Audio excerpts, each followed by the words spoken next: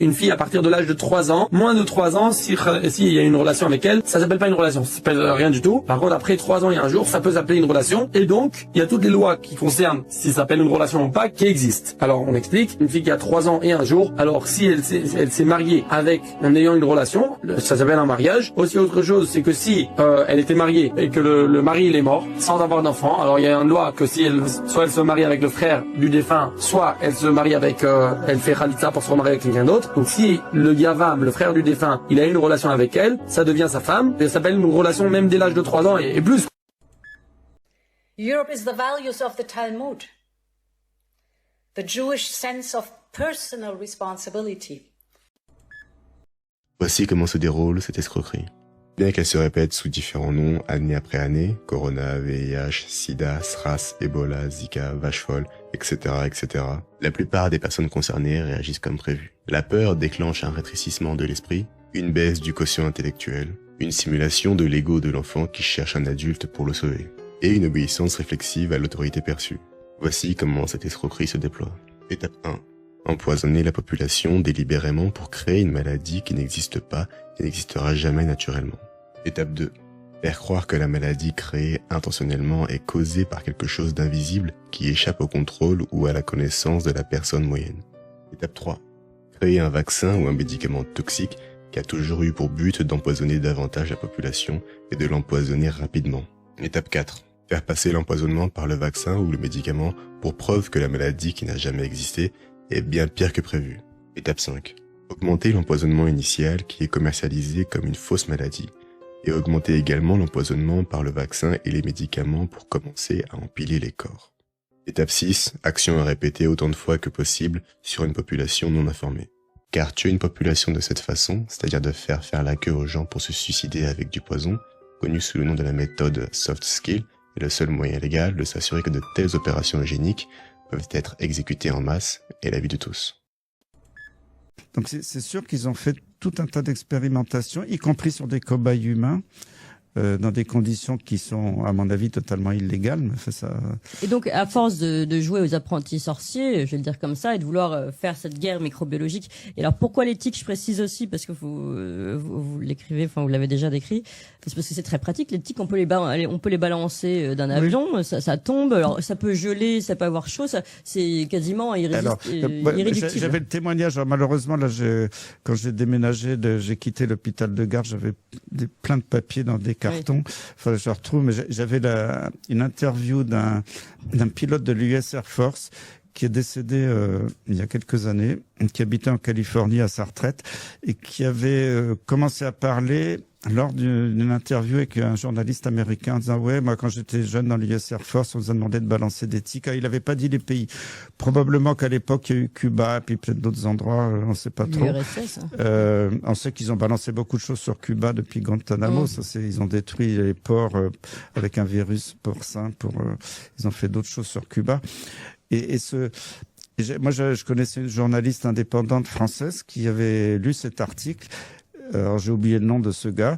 Elle voulait aller le voir aux États-Unis. Elle n'avait pas pu parce qu'elle voulait y aller l'été. Elle avait eu un problème familial. Elle a dit j'irai l'année prochaine. Et quand elle est arrivée en Californie, à son adresse, il était mort depuis 15 jours, très peu de temps. Alors, je pense que c'est une pure coïncidence, mais malheureusement, ce monsieur qui aurait peut-être pu continuer à parler, parce que dans l'interview qu'il a donnée, à un moment donné, il s'est arrêté en disant « Oh là, je commence à vous en dire trop, je vais avoir des ennuis ». Et il a arrêté de parler. Mais il y a eu des témoignages comme ça de pilotes de l'US Air Force qui ont balancé des tics sur certaines régions du monde. Donc voilà pourquoi c'est vrai que les tics, c'est très pratique, parce qu'on les balance, ils sont encore vivants, quoi. Et puis ils craignent pas le froid, le chaud, l'eau, tout. Ouais, c'est insupportable.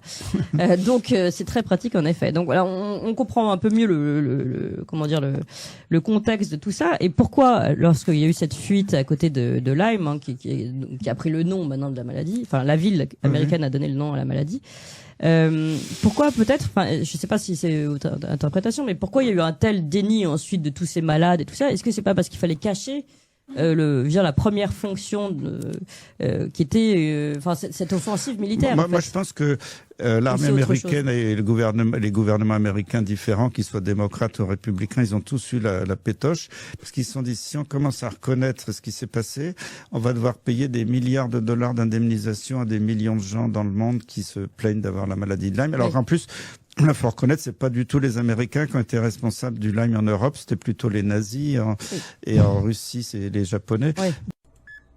Les Iraniens disent la facture, c'est à peu près 250 milliards. Mais ce dont on parle pas non plus beaucoup, c'est que l'Arabie Saoudite et plusieurs pays du Golfe, très discrètement, ont commencé à avoir des discussions avec les Iraniens sur de l'argent qui pourrait être donné pour cette reconstruction. Puis on parle d'un package qui pourrait avoisiner les 200 milliards de dollars, comme l'Arabie Saoudite et d'autres pays l'avaient fait après la guerre contre l'Irak. Il y avait eu là aussi des infrastructures dévastées. Et on n'en parle pas parce que théoriquement, ce sont des gens qui se tapent dessus encore un peu sur la gueule. Mais money talks, et quand tu offres à un pays, évidemment moyennant fin des hostilités, ouverture de la navigation et une entente peut-être signée, mais si tu parles d'enveloppe à hauteur de 200 milliards, c'est que tu dois penser qu'à un moment donné, on va pouvoir s'entendre. Est-ce qu'on va faire l'économie pour autant d'une frappe? Probablement pas. Je pense que c'est presque maintenant inévitablement inscrit au programme. Qu'il va y avoir d'autres frappes. Une frappe, ça peut être court, intense, manière de dire on est sérieux et de rappeler tout le monde à l'ordre et dans l'espèce de cul-de-sac où ils sont installés de part et d'autre, Trump, s'il fait rien, franchement, va être totalement démonétisé. Excuse-moi la répétition de l'expression, mais personne ne voudra croire sa parole. Puis ça serait pas la première fois qu'entre Iraniens et Américains, il y a une forme de théâtralisation des répliques. On en avait parlé quand les Israéliens avaient frappé des généraux iraniens à Damas, à l'ambassade iranienne. Les Iraniens, derrière, avaient envoyé une nuée de drones pour frapper Israël, mais ça avait été annoncé, préparé d'une certaine façon avec les Américains. On a vu venir les 400 drones, ils ont tous été abattus, mais ça permettait de part et d'autre de dire on a fait quelque chose. Est-ce que la prochaine étape, si les Américains décidaient de donner un grand coup, ce serait que les Iraniens le fassent, mais aussi en contrôlant leurs effets et que derrière, la négociation se poursuive. Le souhait, évidemment, c'est qu'on en fasse l'économie, qu'on arrive à négocier, mais ça appelle une chose, que des deux côtés, on ne demande pas la capitulation de l'autre, parce que les Iraniens jamais accepteront d'être humiliés. Donald Trump non plus. Donc, est-ce qu'on se retrouve un terrain d'entente? Voilà la question. Merci Stéphane. Alors, la suite, c'est que je vous ai dit qu'il y en a une qui a gueulé quand même du kidnapping de la flottille contre Israël. On est d'accord, la flottille pour Gaza. Parce que cette espèce de taré de Smotrich à droite, dont la place est à l'asile, hein, franchement, hein, s'il se fait pas exécuter un jour, il finira ses jours derrière dans un hôpital psychiatrique avec une camisole de force. Hein. Il y en a une qui a gueulé. C'est Giorgia Meloni, qui commence à me plaire de plus en plus. Elle condamne Itamar Ben-Gvir au sujet des militants kidnappés. Elle a convoqué l'ambassadeur d'Israël et exige des excuses officielles. Les images du ministre israélien sont inacceptables parce qu'il les a tapés, il les a humiliés. Il est inacceptable que ces manifestants, parmi lesquels figurent de nombreux Italiens, soient soumis à un tel traitement qui bafoue la dignité humaine. C'est inacceptable, nous exigeons des excuses. Alors, si vous voulez voir les images en question, je sais pas, je les aurai pas là. Donc si, je vais les avoir là. Donc bougez pas, je vais vous les montrer directement, comme ça vous irez voir. Oui, l'Italie, c'est Edom, tout à fait. Voilà comment ils ont été humiliés par Ben-Gvir.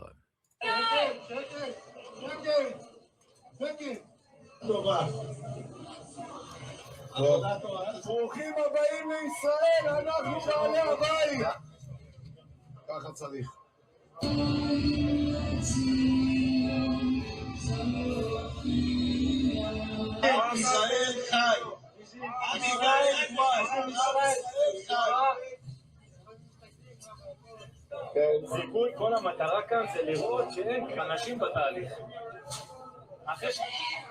לא להתרגש מהצעקות שלהם, לא להתרגש.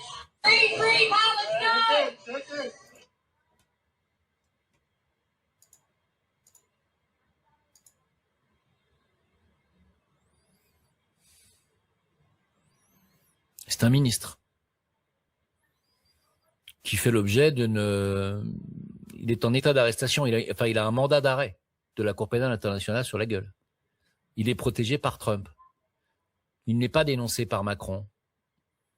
Personne ne demande son arrestation. Pour redorer votre blason, Israël. Hein. Tout le monde sait, tout le monde voit ce que vous faites. Hein. Je crois que c'est fini pour vous. Hein. T'es une crevure, hein, qu'est-ce que tu vas faire? Bah oui. Alors Tucker Carlson, il les a bâchés quand même.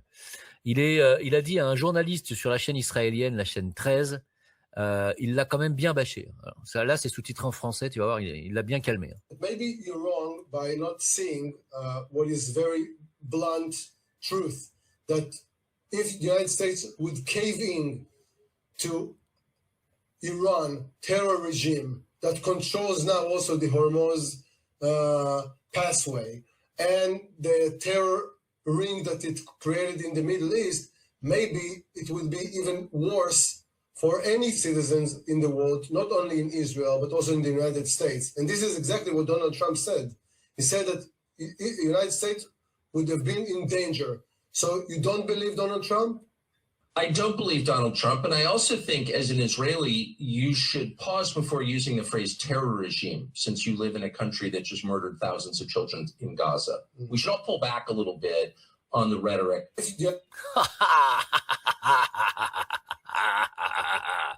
Merci, Monsieur Tucker Carlson.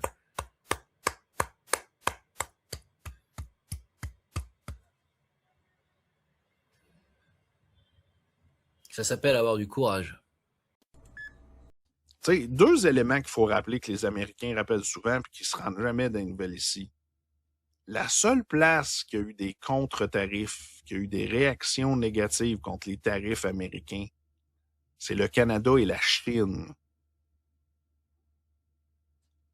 Il n'y a pas eu de contre-tarif en Europe, il n'y a pas eu de contre-tarif au Mexique, il n'y a pas du grillage de Monsieur Orange, puis on est dans une guerre économique de tarifs, puis blablabla. Il n'y a rien qui cite, là. Je ne suis pas sûr que la Chine, si tu veux être assis du même côté que la Chine, là. Non, c'est ça. C'est suicidaire et c'est une stupidité complète. Je te rappelle, José, qu'il y a un rapport des services canadiens de renseignement qui dit qu'il y a au moins une quarantaine de députés fédéraux canadiens qui sont compromis par la Chine. Ces noms-là ne sont jamais sortis, personne n'a démissionné, personne n'a été mis en prison, personne n'a été enquêté, et ce rapport-là est sorti depuis plusieurs années. I'm here to have proof of what I am currently experiencing with this steak. I've never had this happen with this brand, but now I'm like grossed out and wondering if I should return all of this. Went to Kroger, got some Simple Truth organic grass-fed tenderloin. I got 3 tenderloins and then a couple top sirloins. These one, like these two and these two look okay. I took this tenderloin out of the package. Right off the bat, it's like kind of like a weird color and the meat looks weird. And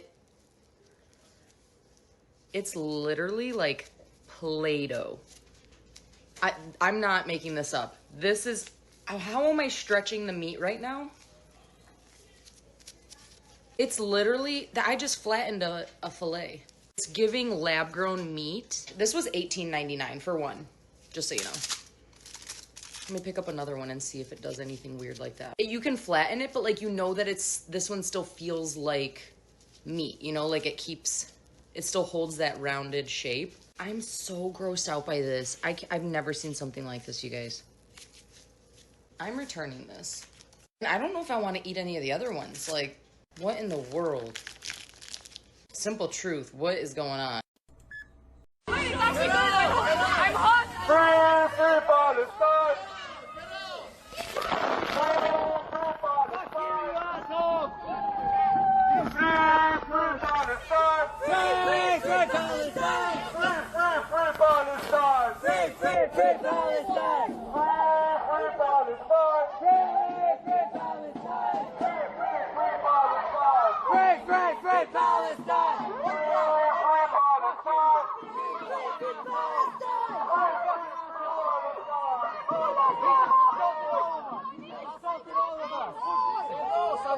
Ok, pas que c'est lui, sans provoquer.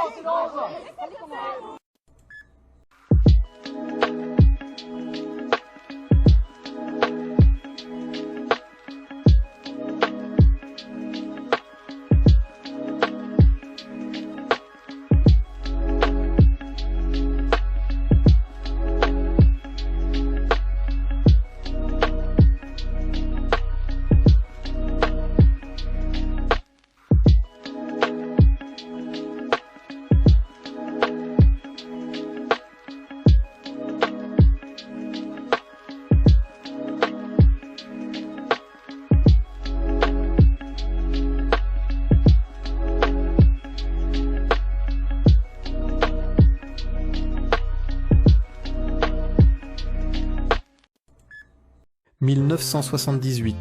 À Lyon, les marchés d'été étaient le cœur de la ville. Dès le matin, les rues étaient déjà pleines de vie. Les commerçants connaissaient tous leurs clients. On prenait le temps de discuter, même sous la chaleur. Les odeurs de pain chaud remplissaient les rues. Les enfants couraient partout entre les stands. Et personne ne regardait l'heure. Le marché devenait un lieu de rencontre. Tout le monde se connaissait. Et les journées semblaient durer éternellement. Les terrasses restaient pleines jusque tard. Les soirées d'été avaient quelque chose de magique. À cette époque, la France semblait plus simple. Et vous souvenez-vous des marchés d'été d'autrefois? N'oubliez pas commenter et partager la vidéo. Merci pour votre visionnage.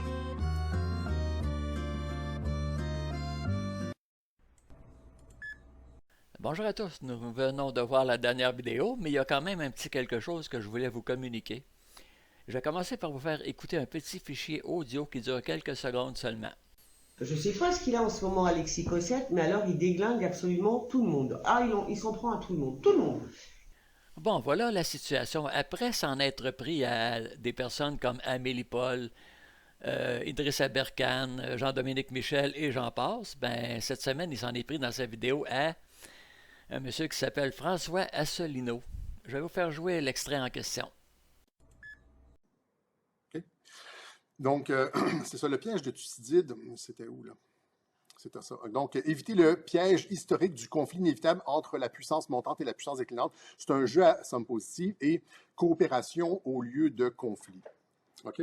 Donc, est-ce qu'on comprend qu'on s'en... Sauf, évidemment, tout le monde a bien compris, sauf Asselineau qui dit « Xi déclare suavement que Trump que la Chine va supplanter les États-Unis. » Et cacher une épée derrière un sourire. C'est tellement malhonnête intellectuellement. François Asselineau c'est des records. On va appeler le livre des records Guinness pour genre le plus grand nombre de sophismes en un tweet. C'est épouvantable. Sa position sur Trump est absolument épouvantable, alors que les États-Unis sont en train de quitter l'Allemagne, retirer les troupes comme on le voudrait, que Trump est son allié principal contre les mondialistes, Starmer, Macron, etc. C'est incompréhensible.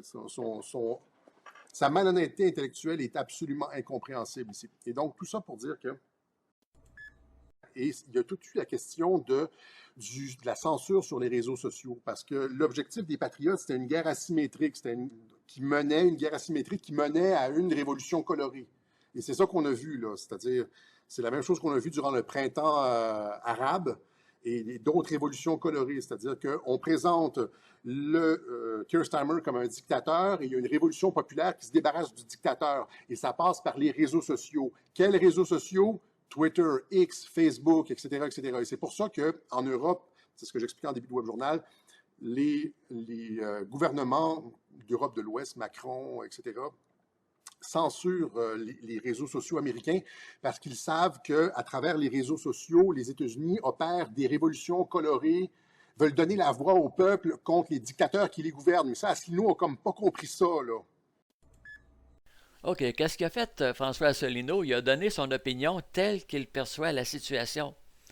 Même chose pour Alexis, il donne son opinion selon la façon qu'il perçoit la situation. Tout à fait honnêtement. Mais évidemment qu'il y en a un des deux qui peut se tromper. Ça, c'est l'avenir qui déterminera lequel des deux s'est trompé. Mais c'est pas une raison pour traiter quelqu'un d'incompétent ou de n'importe quoi. Je comprends pas l'attitude d'Alexis. On dirait qu'il est payé pour créer la division dans les troupes de la résistance. Il y a quelques erreurs que j'ai notées dans sa vidéo de dimanche.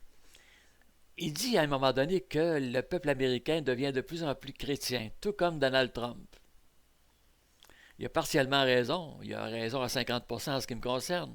Je donne mon opinion librement comme je la pense. Tout simplement, Donald Trump, est-ce qu'il est chrétien ou sioniste? C'est quoi qu'il fait avec Israël? Il est en train de tuer des milliers de civils, pas directement. Mais c'est lui qui vend des armes à Israël. Il fait une autre grosse affirmation dans sa vidéo, c'est que c'est bien que le Venezuela soit dépourvu de son pétrole. C'est bien d'empêcher l'Iran de pouvoir vendre son pétrole. Mais on peut-tu dire à ce moment-là que c'est des pays, c'est des chefs d'État arnaqueurs qui font ça à certains pays comme le Venezuela et l'Iran. Je veux dire, du point de vue d'Alexis, je me pose la question, moi aussi, est-ce qu'il est un sioniste, tout simplement? Je veux dire, depuis que je l'écoute, là, ces dernières semaines, il donne aucun tort à Israël, il donne tous les torts au Hamas, au Hezbollah, etc. Puis, je sais pas, il y a quelque chose d'illogique que je donne mon opinion. On pourra dire que je suis malhonnête intellectuellement si on veut, mais c'est mon opinion. Alexis est dans son tort. Parce qu'il est supposé laisser les gens s'exprimer librement. Si jamais il se présente en politique, ce gars-là, ben, je vais me souvenir qu'il n'aime pas du tout la liberté d'expression. Bon, on connaît tous les proverbes trust the plan, where we go one, we go all, the best is yet to come. Je regarde le fonctionnement de Donald Trump depuis au moins 12 ans. Je l'ai aimé durant son premier mandat parce que pour la première fois, on a eu un président aux États-Unis qui n'a tué personne. Son deuxième mandat, indirectement, il tue beaucoup de monde en fournissant des armes à Israël. Bon, on dit que je l'aurais aimé s'il aurait dit « OK, là, c'est mon deuxième mandat, j'impose un embargo sur toutes les armes américaines, on n'en vend plus. Ne nous demandez pas d'armes, les armes, c'est pour nous autres, on les garde sur notre territoire. Si vous voulez des armes, vous allez les acheter ailleurs. Vous les achèterez de la Chine, de la Russie, de la Corée du Nord, je m'en fous. On ne vend plus d'armes. » Moi, je me serais dit « Ah, voilà un homme de paix. Voilà le genre de bonhomme que j'aime. » Mais Donald Trump, il est à l'argent. Énormément, fait qu'il ne se prive pas de vendre des armes à Israël. OK, il a arrêté de vendre des armes à l'Ukraine, ça c'est une bonne chose, mais il me déçoit de ce point de vue-là. Il entretient la guerre en vendant des armes et en défendant Netanyahou. Depuis que je suis Alexis, je sais qu'il s'est trompé à répétition. Je vais vous faire jouer juste pour le fun, je l'ai déjà mis souvent, là c'est une vidéo qui dure quelques secondes seulement. On va voir si Alexis a tort ou a raison. Là, le petit extrait vidéo. Est-ce que tu penses que c'est... combien de temps tu penses qu'on en a encore avec ça sur l'histoire d'Iran? Puis si l'histoire de l'Iran se règle, est-ce qu'on va avoir un dénouement? Moi, je vais te dire avant ma réponse. Moi, je pense que tout va être terminé pour le 4 juillet. Trump, il voudrait sûrement avoir un 250e. Avant ça. Avant ça, tu penses? OK, oui, bon, ben... C'est déjà presque terminé. Il a lui-même dit hier ou avant-hier, 2-3 semaines maximum. Ouais. Fait que c'est pas juste ça, c'est que tu regarde, OK, ça va être terminé disons, soyons prudents, disons en avril, OK? Ça va être terminé en avril. Parce que, qu'est-ce qui se passe? On est en avril, là. C'est ça. Ben oui, la guerre en Iran, ça va être fini maximum 2-3 semaines. C'est Donald Trump qui l'a dit lui-même. C'est Donald Trump qui l'a dit lui-même. C'est-tu une référence de vérité, Donald Trump? Je veux dire, toutes les fois qu'il a menti depuis qu'il est en politique, c'est un trolleur, il troll. Il ment à répétition pour troller ses ennemis. Puis c'est pour ça qu'il ne faut pas trop l'écouter, là. Je ne veux pas donner des leçons de Trumperie à Alexis, mais il ne connaît pas Donald Trump dans la manière que moi je le connais. Trump, il ment à répétition pour tromper ses adversaires. Ça va être fini dans 2-3 semaines, c'est Donald Trump lui-même qui l'a dit. Faut pas croire tout ce qu'il dit, ça n'a aucun sens. Bon, pour terminer, c'est ça là, que je voulais dire tout simplement. Manger du popcorn, ça va bien aller. J'ai mangé du popcorn longtemps, mais ça fait une couple d'années que je n'en mange plus du popcorn. Je suis en train de grossir, Batins. Il faut vraiment pas croire tout ce que les alerteurs disent, ça c'est clair. Mais entre François Asselineau, puis tous les autres, puis Alexis, chacun a droit à son opinion. Parfois, on n'est pas d'accord. C'est juste un détail, ça, de ne pas être d'accord sur certains points. C'est pas une raison pour traiter quelqu'un d'incompétence ou d'être malhonnête. C'est ça le message que je voulais passer, tout simplement. Bon, c'est tout pour cette vidéo. Ben Garneau ici qui vous dit merci, portez-vous bien, et à la prochaine.